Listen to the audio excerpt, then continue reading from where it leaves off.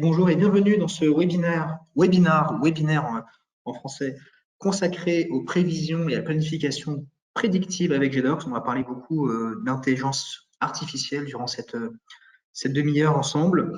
À première vue, nous avons des participants de différents secteurs d'activité, le manufacturing, l'industrie, le retail, les services aux entreprises, on a du secteur public, secteur privé, ce qui montre bien que ça concerne finalement beaucoup et tout type de secteur aujourd'hui.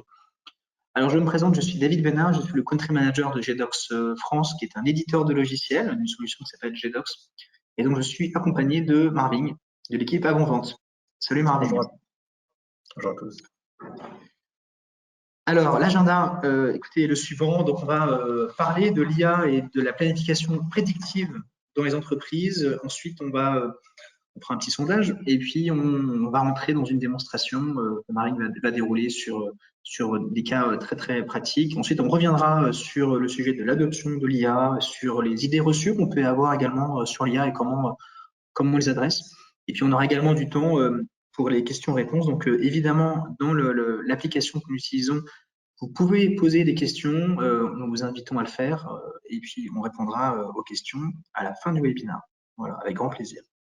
Donc voilà pour l'agenda de ce webinaire. Alors, première question, pourquoi l'IA est devenue incontournable pour la fonction finance, en particulier pour la fonction finance?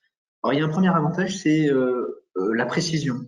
Pourquoi? Parce que l'IA, finalement, est assez froid, il se base sur les données et pas sur des opinions ou des idées préconçues telles que c'est très curieux, on a toujours fait comme cela, etc. Donc, c'est vrai qu'il a cette analyse froide qui permet d'être très précis et qui va, j'aime bien dire, compléter votre intuition.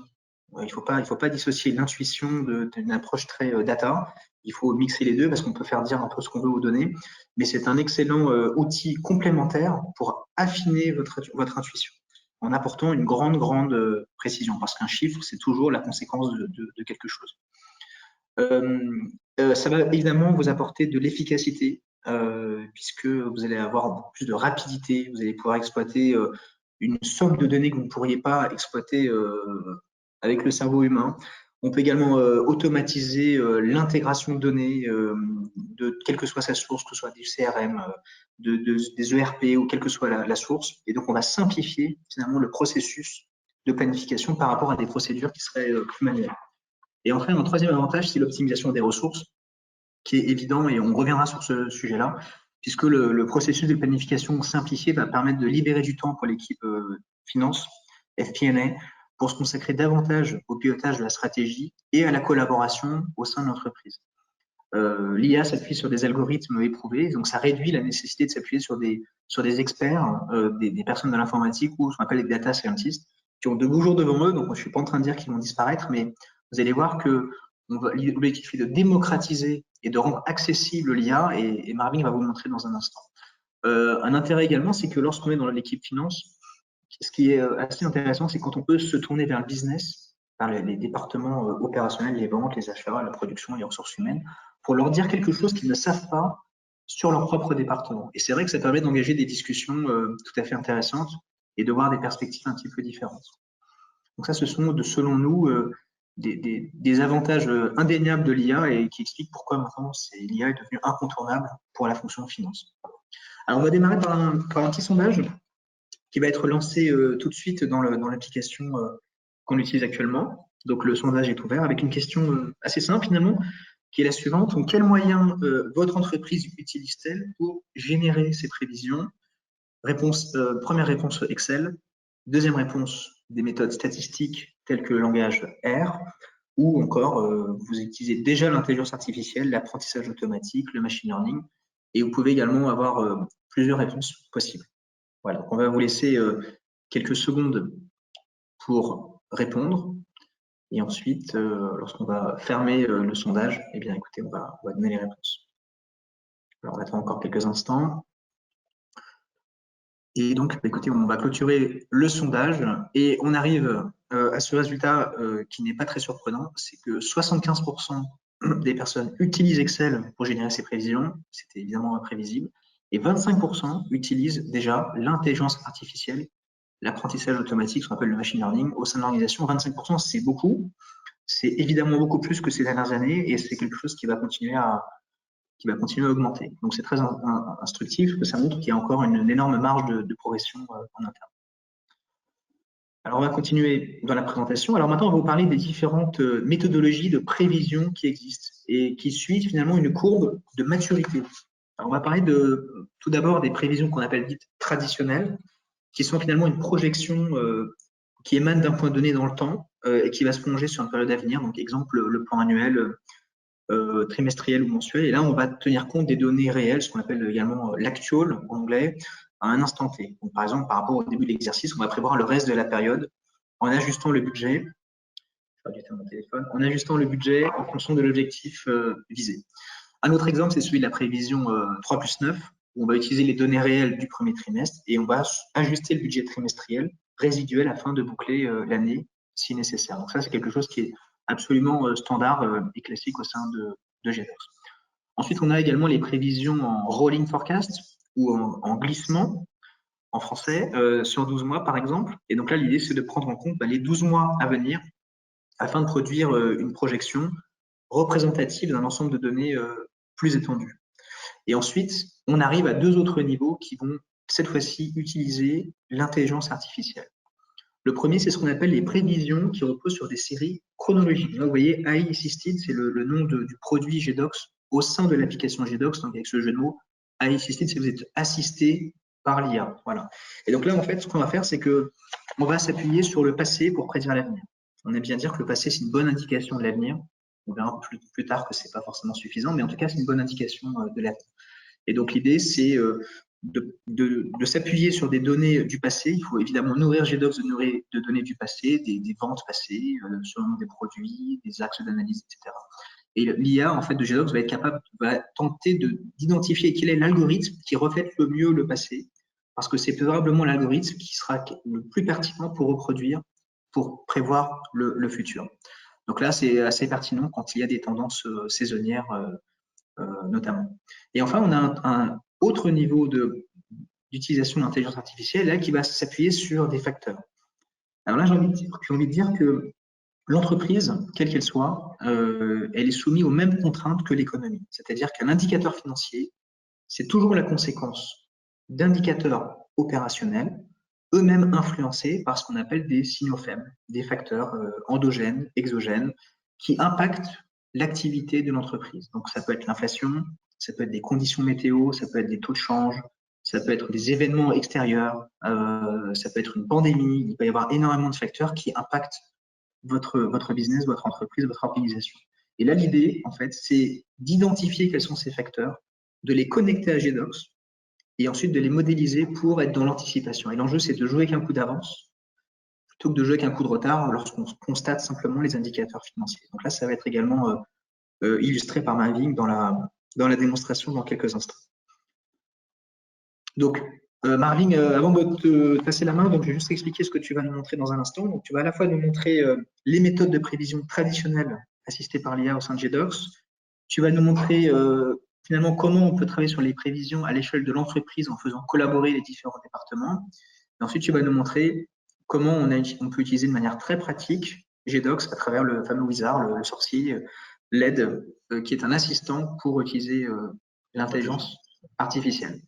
Donc, on passe à la démo. Sans plus attendre, Marvin, je te laisse prendre la main sur la présentation. Ok, c'est parti. Donc là, tu vois bien mon écran, David. Je vois bien ton écran. Ok, parfait. Vas-y, c'est parti. Donc, voilà. Donc, aujourd'hui, je vais vous présenter comment GDOX vous permet de passer d'une prédiction, d'un forecast, d'une construction de budget classique, donc qui est souvent complexe à réaliser, vers une automatisation, une capacité de prédiction et aussi l'intelligence artificielle, comment elle va vous aider à construire justement ces forecasts. Donc ici, on peut voir qu'on a le dashboard des ventes qui permet effectivement de suivre la performance des ventes sous différents segments, par entité, par produit et par client. GDOX peut ajouter d'autres dimensions puisque le modèle est très adaptable, on le verra tout à l'heure. Et effectivement, avec ce dashboard, je peux suivre mes différents indicateurs de performance. Donc, par exemple, l'évolution du revenu, les unités vendues que je vais comparer à l'année précédente. Je peux aussi suivre l'évolution année sur année de mes indicateurs de performance. Je avec une vision aussi mensuelle. Et du coup, je peux comparer les différentes versions, puisque souvent, je fais un budget, je fais un forecast et je fais un actual. Donc, tout ici est résumé dans le dashboard et vous pouvez aisément naviguer dans votre performance et dans vos prévisions. Pour plus de détails, vous avez un tableau qui résume les informations chiffrées qui ont permis de construire ce dashboard. Alors ici, on voit, on a le year-to-date de mars, le cumul de mars, avec le budget comparé au réel et aussi la vision annuelle pour avoir la prédiction, la prévision du budget sur toute l'année, ainsi que le forecast. Si je veux ajuster mon forecast, j'ai cette possibilité avec l'écran qui va s'afficher, l'écran de planification de GDocs. Alors, cet écran me permet effectivement d'accéder tout d'abord à une prédiction que l'outil m'aura fournie. Donc, GDocs me fournit une prédiction sur mes unités vendues dans un premier temps. Donc, c'est la première ligne qu'on voit ici. Et je peux les ajuster. Donc, je garde la main sur mes données puisque je peux ajouter aisément, par exemple, 10 000 unités vendues dans la prédiction générale. Alors, je vois ici que GDocs me montre une alerte. Alors, que signifie cette alerte? Cette alerte signifie tout simplement que ma prédiction plus la prédiction de GDocs plus l'ajustement est au-dessus du spectre de possibilités qu'avait prévu GDocs grâce à la prédiction automatique. Donc, je suis au-dessus de la target maximum qu'avait prévu GDocs pour cette performance pour ce mois. Donc, je peux évidemment appuyer cet ajustement avec un commentaire. Mais je peux aussi me dire que cette prédiction est peut-être très élevée. Et pourquoi elle est très élevée? Donc, on va voir tout de suite comment elle est construite. Alors, la prédiction de GDocs est construite sur la base de drivers. Donc, comme disait David tout à l'heure, les drivers sont des facteurs extérieurs à votre entreprise, mais qui vont impacter votre business. Donc, on voit ici toute une série de facteurs qui sont présentés. Donc, vous allez connecter ces données externes aux données GDocs qui sont dans les bases. Et GDocs va automatiquement calculer et classer l'impact de ces différents facteurs, comme ici on voit l'impact qui est affiché en top 5. Et on voit que la prédiction est plus basée, par exemple, pour ce cas, sur les matières premières. Donc GDocs vous permet effectivement d'avoir une explication de la prédiction qu'il a réalisée pour pouvoir justement vous aider à prévoir votre forecast. Mais du coup, ici, on a utilisé la prédiction GDocs. Alors, on pourrait se dire aussi qu'on va faire du forecast sur une base vierge. Donc, on peut démarrer le forecast de 0. Donc, ici, je retrouve un écran de planification qui comprend mon budget pour la totalité de l'année, plus ma performance réelle jusqu'à mars. Et effectivement, j'ai les différents scénarios, 3 plus 9, 6 plus 6, 9 plus 3. Donc, si on veut rapidement planifier le forecast 3 plus 9, on pourrait remplir chacune des cases. Alors, c'est peut-être fastidieux.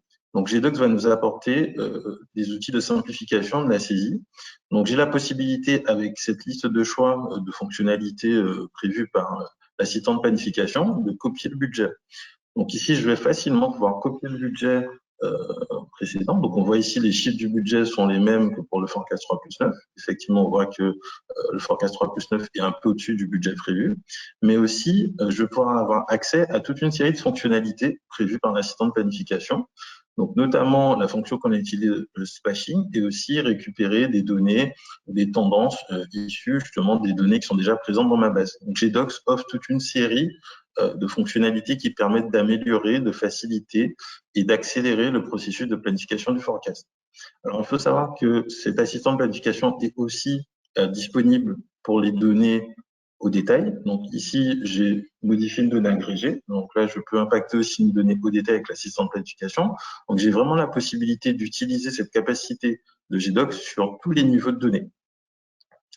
Donc, on a vu en résumé les ventes, mais on peut aussi voir comment GDocs va adresser d'autres départements sur le sujet du forecast.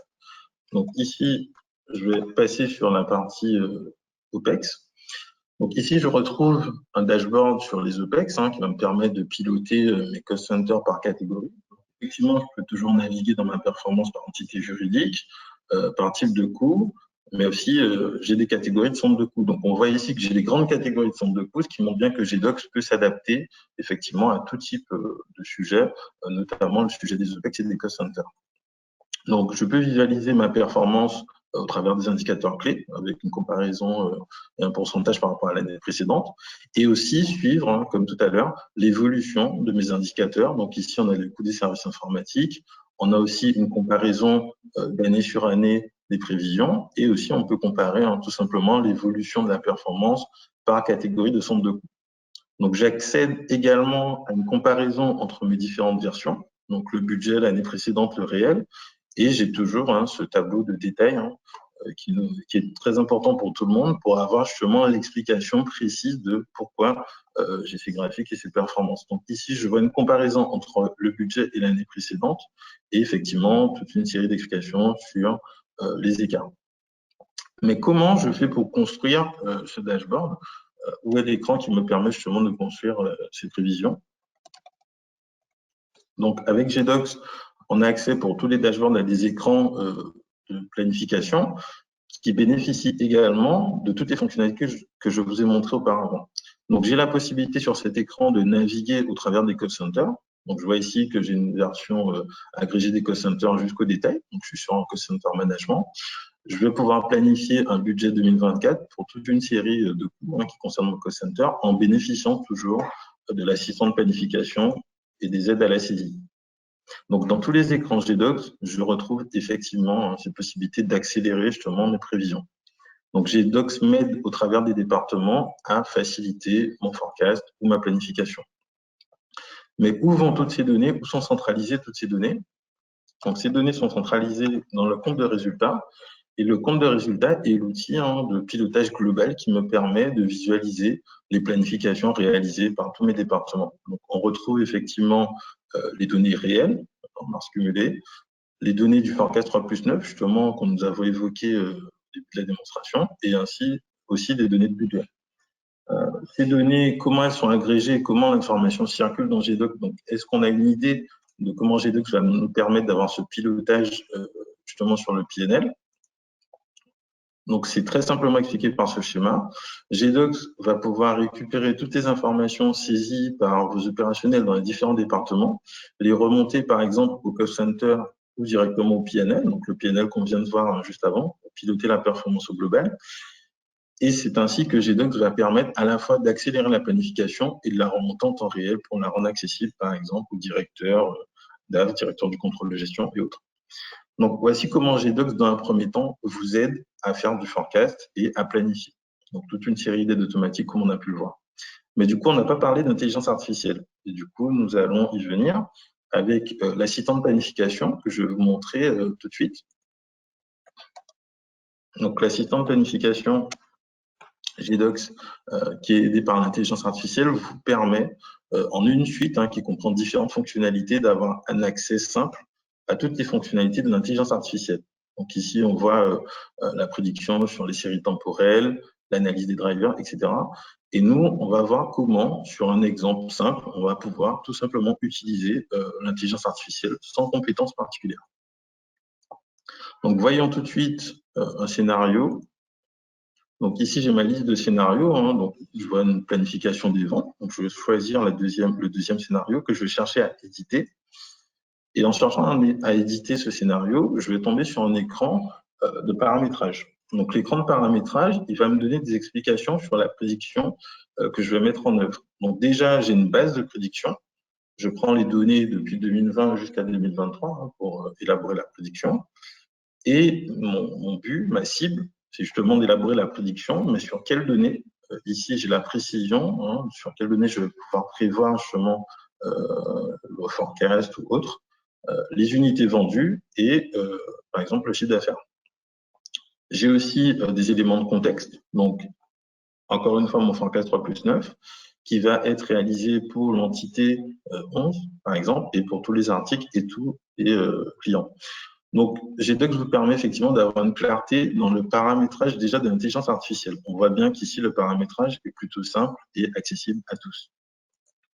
Donc, l'écran suivant va permettre justement de préciser sur quel mois je vais prédire, je vais réaliser ma prédiction. Donc, ici, je vois que je réalisais ma prédiction sur les derniers mois de l'année, donc les 9 mois. Donc, j'aurais pu choisir en plus de mois, il y a des possibilités. Et aussi, j'ai un type de prédiction que je peux sélectionner. Alors, pour les plus experts, on pourrait sélectionner 2 types de prédictions, mais GDocs vous fournit automatiquement, justement, pour tout public, la meilleure prédiction possible, justement, pour réaliser un forecast automatisé le plus juste. Et ainsi, je peux visualiser déjà ma série temporelle sur la base que j'ai choisie, donc de 2020 à 2023. Je vais enregistrer et exécuter justement cette prévision. Et avec l'exécution de cette prévision, je vais retrouver justement le résultat de GDocs qui a calculé effectivement mes données pour les 9 mois. Donc ici, la prédiction va s'afficher. Et je retrouve effectivement la prédiction que GDocs a réalisée pour les 9 mois, hein, les derniers mois de l'année. Donc je vois ici qu'il y a une prédiction globale. Donc j'ai toujours un détail chiffré hein, pour chaque mois. Et j'ai aussi un scénario du meilleur et un scénario du pire. Donc je vois très rapidement comment l'outil me permet, en tant qu'utilisateur non expert, d'aboutir à une prévision d'intelligence artificielle assez rapide, en quelques clics. Donc voilà David, j'en ai fini pour la démonstration. Je peux passer au slide. Pardon, mon micro était coupé. Alors, on va reprendre la présentation. Je vais reprendre la main. On n'a pas le temps de tout vous montrer dans une démo, un webinar, mais typiquement, je voudrais juste ajouter que il est important d'avoir des données de qualité. Et l'IA inclus, c'est un des cas d'usage que Marvin a survolé très rapidement, est capable également d'identifier des données incohérentes pour vous aider à nettoyer vos données. Voilà, parce qu'évidemment, quand vous avez beaucoup de données, vous ne pouvez pas le faire manuellement. Donc, l'IA est là aussi pour vous aider, pour que vous ayez une base solide pour faire vos analyses. Alors, je vais reprendre la main, Marvin, comme prévu. Show my screen. Est-ce que tu vois mon écran?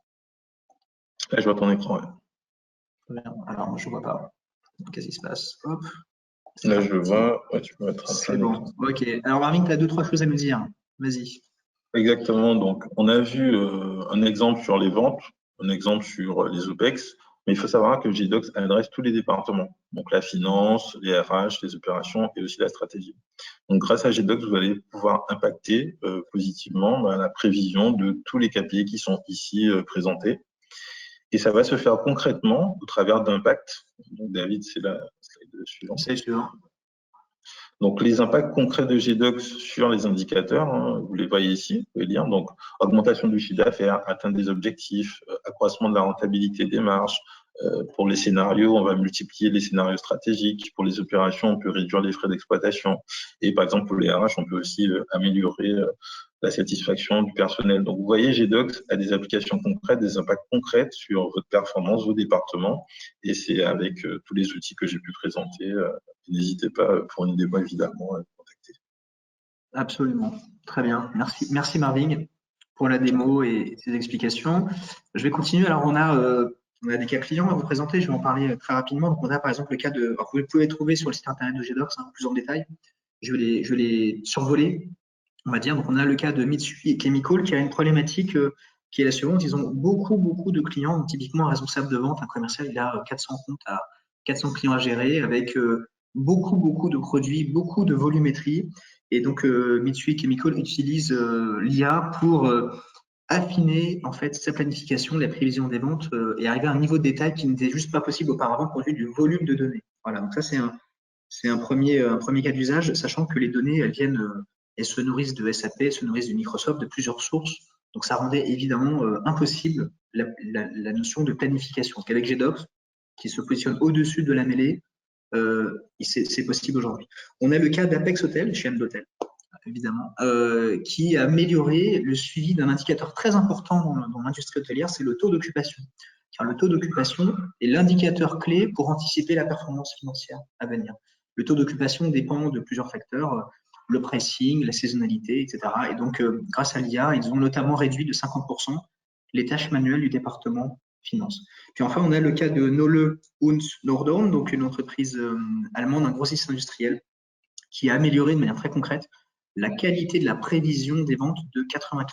Et on sait très bien que lorsqu'on améliore la qualité de la prévision, eh bien, on améliore in fine le taux de service, c'est-à-dire la capacité à servir ses clients.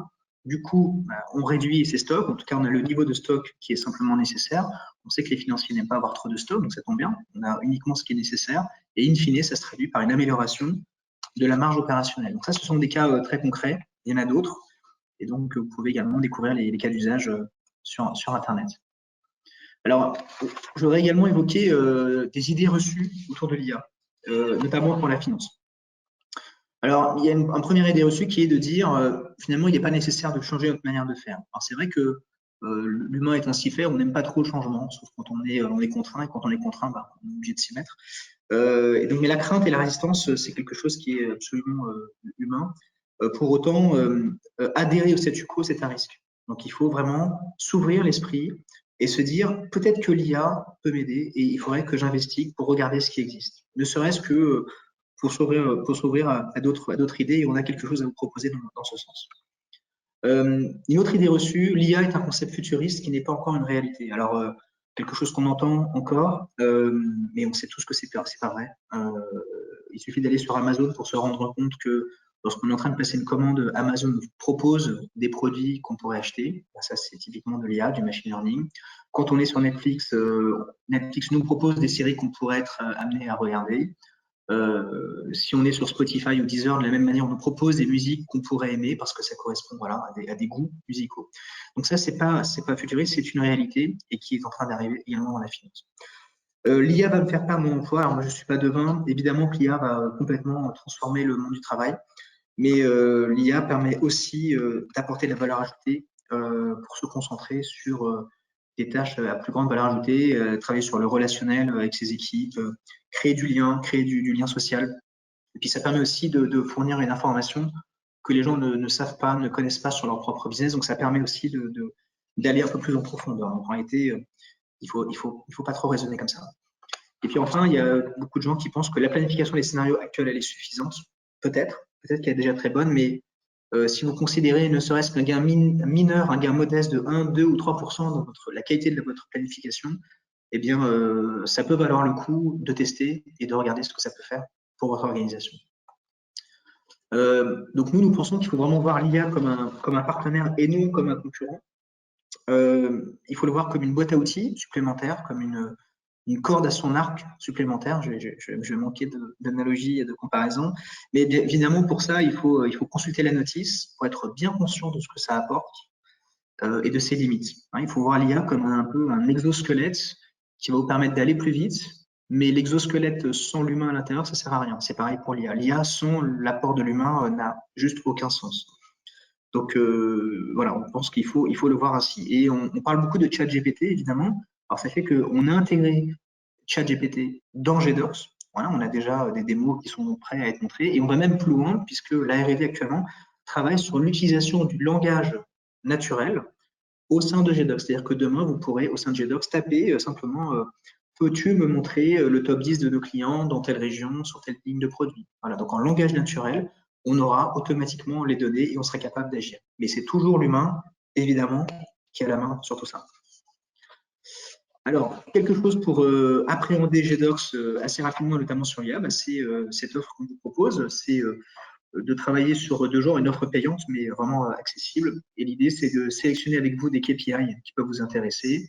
On charge les données et on vous montre assez rapidement ce que ça peut donner dans votre contexte. Voilà, donc là, l'idée, c'est aussi de vous le démontrer avec rapidité, simplicité et donc vous montrer que vous pouvez avoir confiance dans les données. Voilà. Donc, c'est quelque chose que nous vous proposons. Et évidemment, on arrive à la fin de ce webinaire. On reste disponible pour, si vous avez des souhaits de démonstration produit. Donc, il suffit d'aller sur le site web de GDocs, demander une démo, vous remplissez un formulaire et on sera ravis de revenir vers vous. Voilà. On est à l'heure, pile poil à l'heure. Et aujourd'hui, on va prendre les questions et les réponses. On va vous fournir les réponses. Voilà. Donc, je vais regarder quelles sont les questions que nous aurions au sein du chat. On va attendre un petit peu.